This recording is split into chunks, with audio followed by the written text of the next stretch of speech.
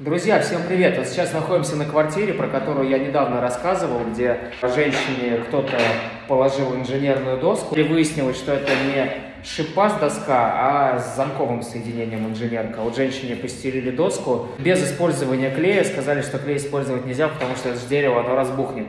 И тут, я так немного вешаю, подо мной хрустит просто каждый квадратный сантиметр. Просто куда ни наступи, абсолютно в каждой области пола все дело хрустит. Вот уже установлены плинтуса, мы сейчас эти плинтуса разбираем. Будем делать демонтаж доски. Доски будем нумеровать, все это аккуратненько складывать, потому что материала больше не осталось. Материал покупался давно, больше года назад. Запаса больше нет, и нам придется именно эти же доски, они еще разной длины, их нужно будет возвращать назад. И мы все это будем приклеивать. Сегодня у нас демонтаж и грунтование. Ну вот она вся хрустит.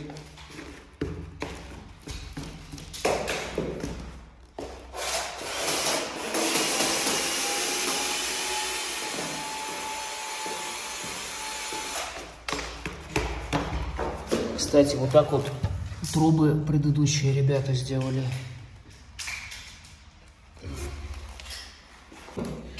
Значит, после того, как сняли плинтус, обнаружилось, в принципе, как и предполагалось мною, много мест, где доска уперта в стены. Прям их реально много. Кстати, может быть, даже в том числе и поэтому скрипит. То есть вот тут порог был установлен, в дюбеля уперт прям... Она даже не шевелится, она очень сильно уперта в дюбеля. Там по периметру прям вплотную в стены было. Но это мы, понятное дело, все будем перепиливать и зазоры увеличивать. Грунтуем грунтом УЦИМ ПЕ 414 битурбо. Вот он таким жирным густым слоем ложится. И ему нужно 12 часов, чтобы полностью карамелизоваться и засохнуть. Соответственно, вот мы сейчас все это прогрунтуем. И оно уже будет до завтра сохнуть, а завтра приедем, уже будем клеить. Пол загрунтован. На сегодня мы все. Завтра приходим и клеим доску. Идет второй день, как мы находимся на объекте, на котором мы перекладываем инженерную доску, которую кто-то до нас уложил без клея. И на самом деле пока мы берем паузу. А что случилось? Значит, вчера мы делали демонтаж. Ничего совершенно не предвещало никакой беды. Никаких подозрений у меня ничего не вызывало. А вечером я созваниваюсь с нашей клиенткой на предмет того, какие будем заказывать пригрузы. Мы когда клеим инженерную доску, мы ее чем-то пригружаем. Обычно мы заказываем либо доставку питьевой воды, либо ведра, их наполняем водой и уже расставляем, пригружаем. И просто как-то в разговоре я ее вчера решил спросить, говорю: Ольга, слушайте, вчера посмотрел на вашу стяжку, она так себе сделана. Вообще, когда делали, кто делали? Она говорит: так вот эти же люди и делали. Я говорю: подождите, а сколько времени прошло? Чуть больше недели. Я говорю: подождите, а сколько времени прошло с тех пор, как они сделали стяжку и положили инженерку на нее? 5-7 дней. 5-7 дней. Я говорю: подождите, а толщина стяжки какая? Просто многие путают стяжку и называют там наливные полы финишные. Толщина 10 сантиметров. Толщина 10 сантиметров. 5-7 дней. Я говорю: подождите, тогда стоп. Мы не имеем права сейчас клеить инженерку. Стяжка, если по снипам смотреть, стяжка толщиной 4-5 сантиметров сохнет 28 суток. Стяжка толщиной 8 сантиметров, по-моему, вообще заявлено 108 суток сохнет. У нас здесь 10 сантиметров. Единственное правильное следующее мое действие — это приезжать к вам. Вот я сегодня приехал на квартиру с влагомером и оценивать влажность основания.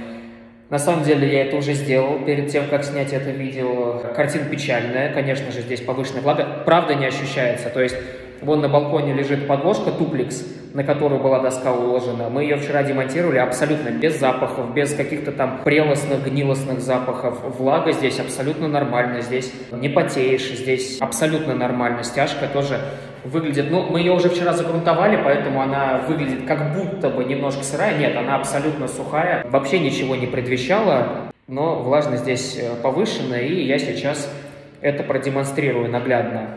Вот наш влагомер, выбираем стяжки и изучаем. 5,4 остаточная. 4,5. 5,3. На самом деле я уже прошелся с влагомером 6,7 по всей стяжке и обнаружил места, где влага составляла остаточная 8,7 у меня получалось. Для укладки инженерной доски влажность основания 4,6 не должна превышать, ну, вот здесь нормально, здесь можно укладывать, не должна превышать 2%, 5,5. Ну, понятное дело, что в данный момент укладывать инженерную доску здесь нельзя. Ну что, друзья, как я уже и сказал, максимально допустимый остаточный уровень влажности в помещении перед приклеиванием инженерной доски составляет 2%. У нас он местами достигает практически 9%. Соответственно, производить работы здесь нельзя. Что делать в таких случаях? Ну, тут есть два варианта. Первый, наверное, самый правильный и самый оптимальный. Просто ждать. Скорее всего, ждать месяц, через месяц снова приезжать, опять-таки с влагомером и смотреть динамику. И второй вариант – это использовать специальные грунтовки, запирающие влагу. Двухкомпонентные грунтовки, такие как, например, УЦИН PE460 или УЦИН PE480, они двухкомпонентные, и при нанесении их на стяжку в 2 слоя они полностью запирают влагу, позволяют работать в помещении, в котором стяжка еще не просушена. На 480-м УЦИНе, понятное дело, что можно аналоги смотреть, я просто изучал этот вопрос на примере УЦИНа. На 480-м УЦИНе написано, специально предназначен для ситуаций, когда стяжка сделана 5-7 дней назад, и на объекте требуется срочное выполнение работ, то есть вот такой специальный грунт, с которым можно приступать уже там через 5-7 дней после устройства стяжки. Но грунт очень дорогой, в районе 22 тысяч такой стоит. Тут в 2 слоя нам на комнату, наверное, 2 банки, но представьте, почти на 50 тысяч грунта. Эффективнее и правильнее будет, и менее затратно выжидать месяц, тем более мы никуда не торопимся, нам есть чем заняться, работа есть, соответственно, так. Но это хорошо, что на это обратили внимание, потому что, опять-таки, обратись к кому-то, кто об этом даже и не подумал, так мне могла эта мысль в голову не прийти. Могла быть беда, то есть повторная переделка этого объекта могла опять привести ни к чему не привести. Доска бы продолжала скрипеть, потому что она была уложена на влажное основание. Ну и прежде чем поехать домой, решил подвести промежуточные итоги. Что же здесь все-таки произошло? Почему доска скрипела? Значит, первое. Доска была уперта в стены, как я это уже на предыдущих роликах демонстрировал. Она у нас была уперта в том углу, у этой стены, у плитки, в дюбеля, через которые ставился порог. Второе. Она была уложена плавающим способом. Некоторые производители так и пишут. При укладке плавающим способом, то есть без использования клея, скрип считается возможной нормой. Не хотите скрип, приклеиваете. Ну и третье, это самый просто дичь-фактор, это царь-фактор. Это инженерку постелили на стяжку спустя всего 5 дней после ее устройства. То есть сделали стяжку толщиной 10 сантиметров, выждали 5 дней. И, кстати, даже пленку не постелили, но у таких людей не может быть мысли. Там по-другому химические процессы в голове происходят. Если ты стелишь инженерку на 5-й день после того, как 10-сантиметровую стяжку сделал, ты, наверное, даже образ пленки в голове не встает. Ну, соответственно, вот у нас 3 фактора. Уперто в стены без клея и на влажную стяжку, влажность которой достигает местами почти 9%. Как-то так. Друзья, всем привет! Сегодня 23 мая, и мы снова на нашем объекте. Что у нас изменилось с тех пор? Я подстригся, снял кепку, купил новые кроксы, а еще у нас понизилась влажность в стяжке. И теперь мы можем клеить инженерную доску, которая была уложена на подложку. Кстати, покажу немного бэкстейджа. Доска у нас очень тугая, ее даже на сухую тяжело собрать. Вот мы сейчас провозились, с трудом собрали 3 ряда, облокотили их на стену и зафиксировали скотчем. И снизу такие небольшие подъемчики сделали, из чего было. Там патрон от лампы и скотч. И, в общем-то, я сейчас вот дал отбивку под клей и буду из-под доски клей наносить, и всю эту конструкцию мы опустим и вклеим. Склеим первые 3 ряда настолько тугой кривой доски, насколько вы помните, да, она уже была на сыром полу уложена, то есть она уже ненормальной влажности, ее очень тяжело собрать, поэтому вот как-то так.